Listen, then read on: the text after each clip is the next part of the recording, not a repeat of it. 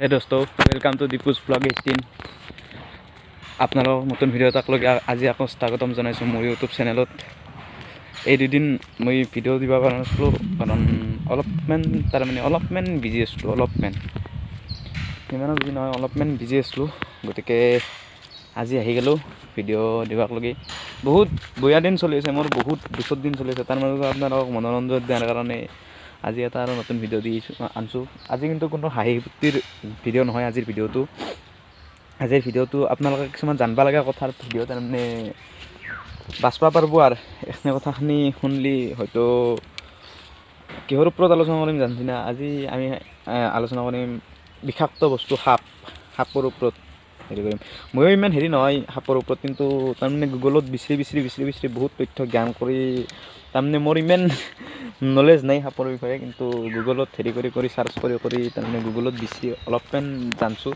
সেই মই কপি এই মোবাইলটোত ৰাখি থৈ দিছোঁ। এই মোবাইলটোত গোটেইখিনি ৰাখি আপোনালোকৰ আগত ভিডিঅ'টো কম বুলি ভাবিছোঁ। গতিকে ভিডিঅ'টো শেষলৈকে চাব গোটেইখিনি জানাৰ কাৰণে। আৰু মোৰ দৃঢ় বিশ্বাস ভিডিঅ'টো চোৱাৰ পিছত আপোনালোকে সাপৰ প্ৰতি যিখিনি ভয় বা সাপৰ প্ৰতি যিখিনি হেৰি আছিল আপোনালোকৰ সেইখিনি নোহোৱা হ'ব আৰু সাপৰ পৰা বাচবা পাৰব ভিডিঅ' চাই উঠি। গতিকে ভিডিঅ'টো শেষলৈকে চাই থাকক। ভিডিঅ'টো একো হাঁহি ফূৰ্তিৰ ধেমালিৰ ভিডিঅ' নহয়। গতিকে ভিডিঅ'টো চিৰিয়াছলি চাব। ভাল লাগিলে ভিডিঅ'টো এটা লাইক কৰি যাব সকলোৱে, আৰু চেনেলটো ছাবস্ক্ৰাইব কৰি যাব। যিহেতু আমি 9,000 ছাবস্ক্ৰাইবাৰৰ ওচৰ পাইছোঁ আহি। গতিকে সকলোৱে একেলগে লাইক শ্বেয়াৰ ছাবস্ক্ৰাইব কৰি যাব চেনেলটো। সেইখিনি কৰিলে নিশ্চয় আনন্দিত হ'ম। গতিকে ইমান মৰম দিছেতো আৰু মৰম দি যাওক। যোনে চোৱা নাই নতুনকৈ অহাবিলাকে লাইক ছাবস্ক্ৰাইব কৰি যাব। আহকচোন ভিডিঅ'টো আলোচনা কৰোঁ। আজিৰ ভিডিঅ'টো আলোচনা কৰোঁ আহক। ৰ'ব,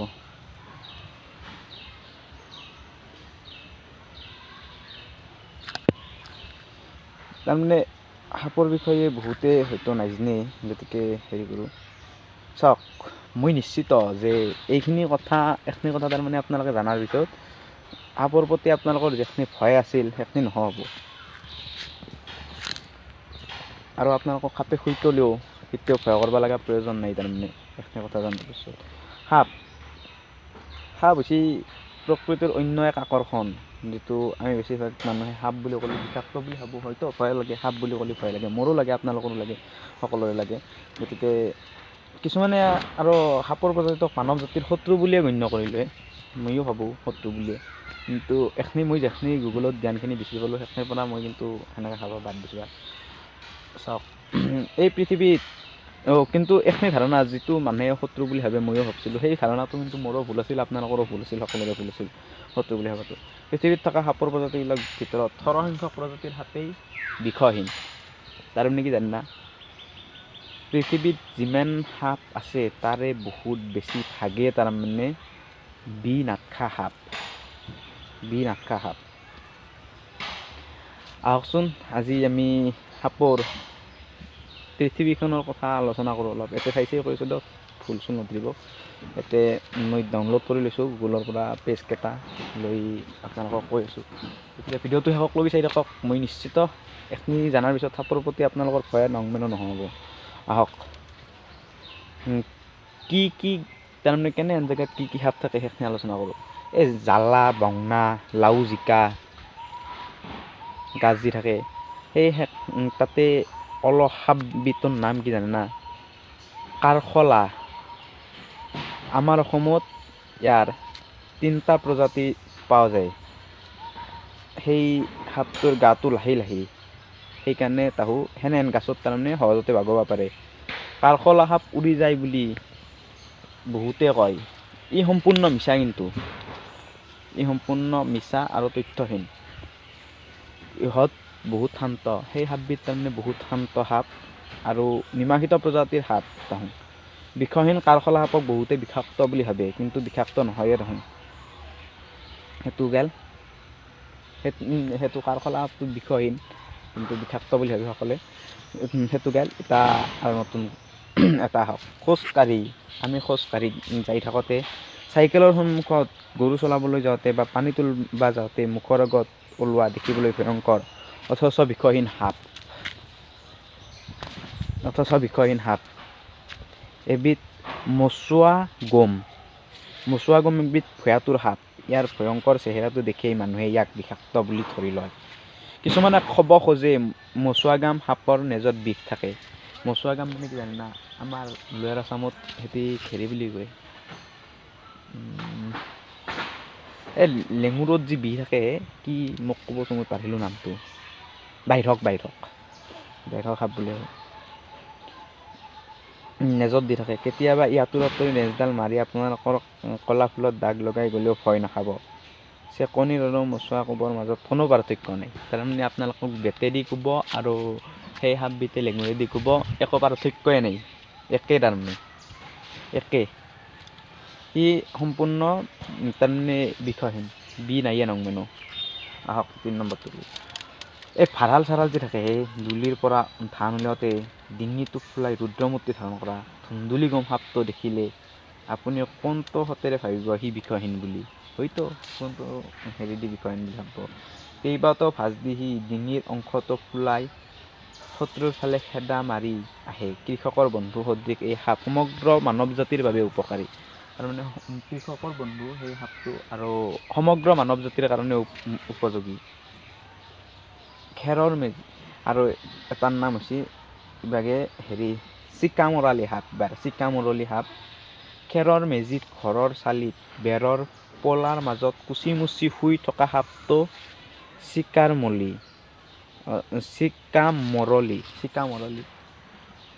ইহঁত সাধাৰণতে ৰাতিহে ওলায়। দেখিবলৈ ধুনীয়া শান্ত প্ৰজাতিৰ সাপ বিধক বহুতেই বিষাক্ত বুলি ভাবে, কিন্তু বিষাক্ত নহয় দিয়ক। এইবাৰ চাই থাককচোন শেষকলৈকে।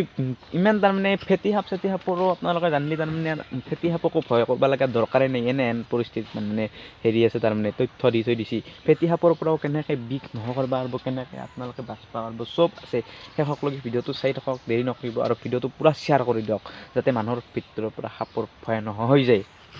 আহক এইবাৰ কেঁচু সাপ। মাটি খান্দোতে কেঁচু সাপ লগা নোপোৱা মানুহ হয়তো নেলাব। বিষাক্ত বুলি ভাবি ওলোৱাৰ লগে লগে মানুহে ইয়াক মাৰি পেলায়। বহুতে আকৌ তাৰ নেজৰ ফালে থকা কাঁইটৰ দৰে অংশটোক বিষ থাকে বুলি ভাবে।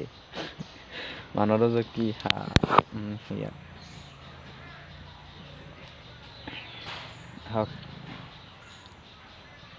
এটা চকৰি থকা ফেটি সাপৰ বিষয়ে এইবাৰ লাগে। আহক এই বিষাক্ত সাপবোৰ যিকোনো জীৱিত প্ৰাণীৰ বাবে বিষাক্ত। ভাৰতৰ প্ৰধান বিশেষত্ব অসমৰ 7টা হাবিতে পায়। ৰাছেল ভাইপাৰ বা 2টা চকৰি থকা ফেটি সাপ অসমৰ হাবিত পোৱা নাযায় বুলি ক'লেও ভুল কোৱা নহ'ব। অৱশ্যে অসমৰ হাবিত 1টা চকৰি থকা ফেটি পোৱা যায়। কলা ফেটিও অসমৰ হাবিত পোৱা যায় বুলি বহুতে কয়। ফেটি সাপৰ যেতিয়া খং উঠে সিহঁতে ডিঙিটো চেপেটা কৰি এখন ফণাৰ সৃষ্টি কৰে। অসমত হাবিতে পোৱা এবিধ বিষাক্ত সাপ হ'ল পিট ভাইপাৰ। কৰাল সাপৰ এই প্ৰজাতি পাহাৰীয়া ঠাইবিলাকত। ৰজা ফেটি সাপ পৃথিৱীৰ ভিতৰতে এবিধ বিষাক্ত সাপ। গম পাইছি না? আৰু সাপে জৰা পাতিলে প্ৰথমে দেখা মানুহজনে মংগলতীৰ ওচৰত মংগল চাবলৈ যায়। স্বাভাৱিক এই প্ৰক্ৰিয়াটো এনে পদক্ষেপ লোৱাত কোনো যুক্তিযুক্ততা নাই। তথাকৈয়ে মাৰাত্মক কথাটো হ'ল জৰা পতা সাপ দেখিলে মানুহবোৰ হাইউৰুমি কৰি পৰিৱেশটো উত্তাল কৰি পেলায়। কিছুমানে আকৌ ঘৰৰ মংগলৰ কাৰণে জৰা সাপৰ গাত গামোচা বা আন বস্ত্ৰ দলিয়ায়। এনে কাৰ্য ভয়ংকৰ ঘটনাৰ কাৰণ হ'ব পাৰে। সাপে জৰা পাতলি আপোনালোকে কিছুমানে হেৰি কৰে, গামচা চামচা লৈ লৈ মংগলৰ কাৰণে, কিন্তু সেইগিলা নকৰিব। কাৰণ কিয় জানা? সিহঁত মানুহৰ বাবে যদি কামতুৰ শব্দে কামনা চৰিতাৰ্থ কৰিবলৈ নাপায়, তেন্তে ইহঁতে যিকোনো সময়তে কাষত ৰৈ থকা মানুহক আক্ৰমণ কৰি দিব পাৰে। এনে কাৰ্যৰ পৰা নিজে আঁতৰি থাকক আৰু আনকো আঁতৰাই ৰাখক।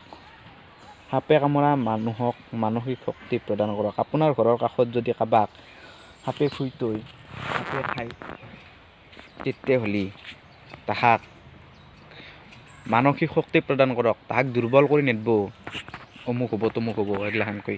তাক শক্তি প্ৰদান কৰক যে মনত ৰাখিব, মানসিকভাৱে ভাগি পৰিলে ধৰা সাপৰ কামোৰতো মানুহৰ মৃত্যু হ'ব পাৰে। গম পাইছি না? যদি মানসিক শক্তি তাৰমানে আপোনালোকে মানুহটোক ডাউন দি দিয়ে তেতিয়া মানুহটোৰ ধৰা সাপৰ খুটতো মৃত্যু হ'ব পাৰে। আৰু যদিহে সাপটো বিষাক্ত হয় তেতিয়া তাৰ প্ৰাথমিক চিকিৎসাৰ ব্যৱস্থা লওক, চিকিৎসাক যাব, এই বেজ চেজৰ এইগিলাখান নাথিব।